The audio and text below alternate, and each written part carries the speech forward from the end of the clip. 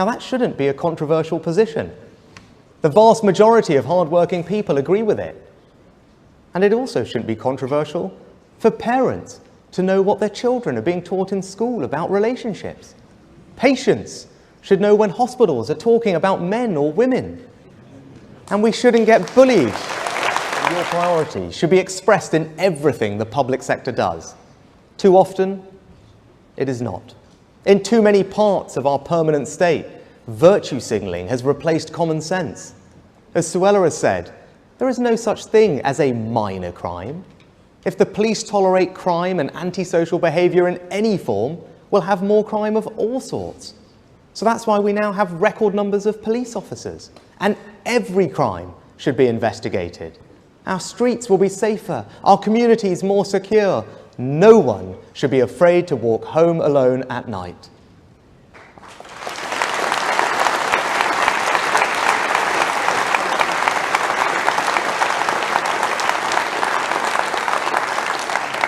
And our London mayoral candidate, Susan Hall, is doing a great job of holding Sadiq Khan to account for his failings on policing.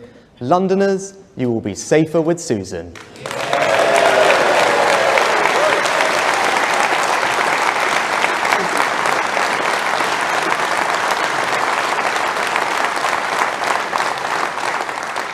And I am clear, there are some crimes so heinous that those who perpetrate them should spend the rest of their lives behind bars. So I can confirm that we will legislate for sexual and sadistic murders to carry a full life term with no prospect of release.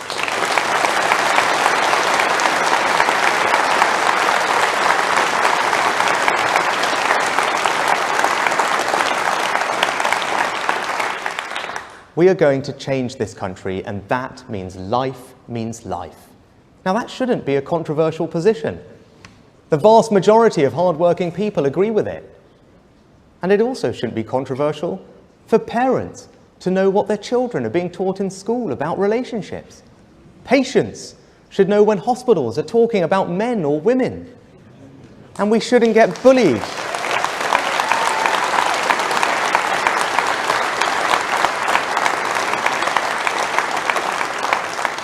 And we shouldn't get bullied into believing that people can be any sex they want to be. They can't. A man is a man and a woman is a woman. That's just common sense.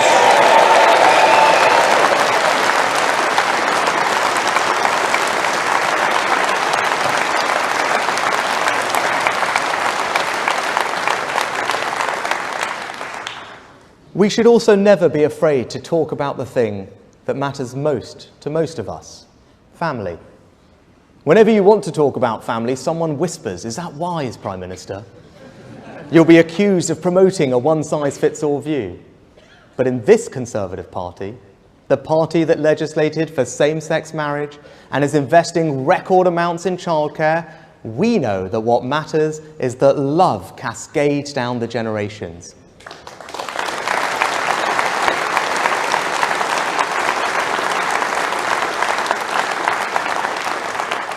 It is family that cares for us at the beginning of our life. It is family that helps us learn. It is family that sustains us. And in old age, it is family that lightens the autumn of our days.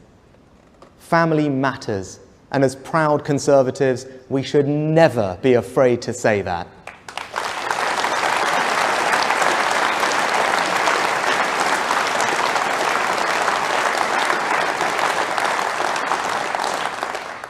And there's another family that matters to us all, our family of nations: England, Scotland, Wales, and Northern Ireland. Today, our union is the strongest it has been in a quarter of a century. The forces of separatism are in retreat across our country. Nicola Sturgeon wanted to go down in the history books as the woman who broke up our country, but it now looks like she may go down for very different reasons.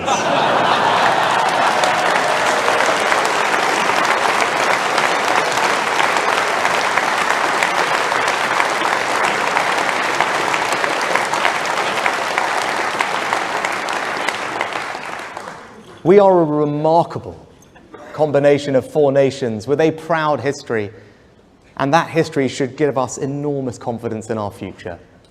My grandparents didn't emigrate to just Leicester or Southampton, but to the United Kingdom. They came here because our country stands for a set of values. We are the home of fair play, the best of British. We are the place for those who want to add to our national story. The United Kingdom has done a huge amount for my family.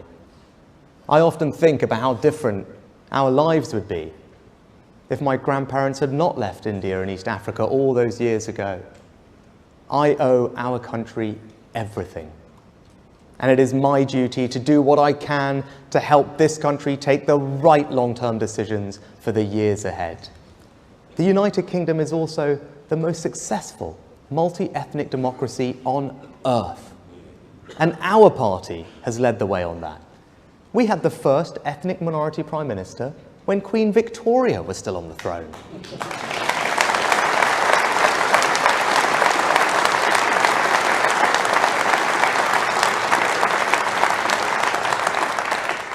We've had 3 female Prime Ministers, and I stand before you today as the first non-white leader in our country's history.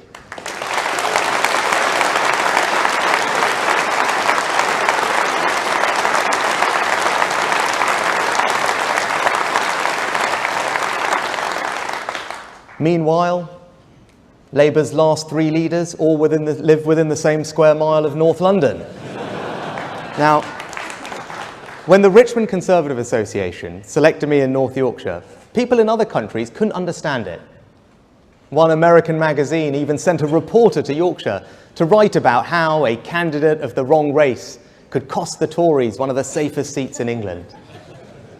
But they should not have projected their own prejudices onto our country.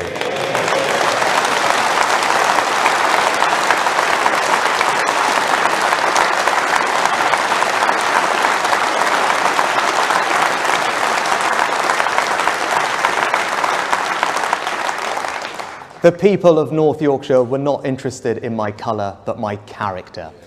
Never let anyone tell you that this is a racist country. It is not. My story is a British story.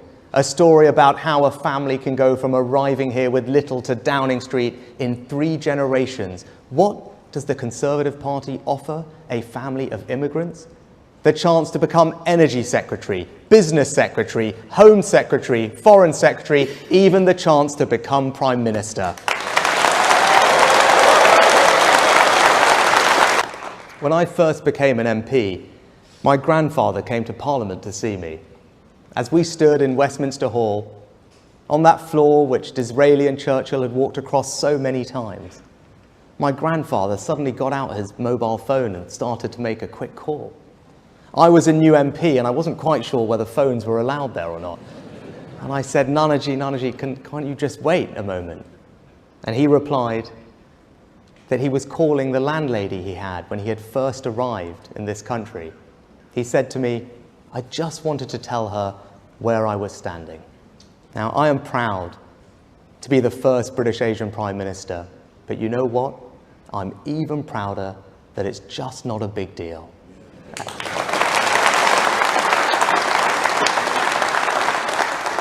And just remember, it was the Conservative Party that made that happen, not the Labour Party.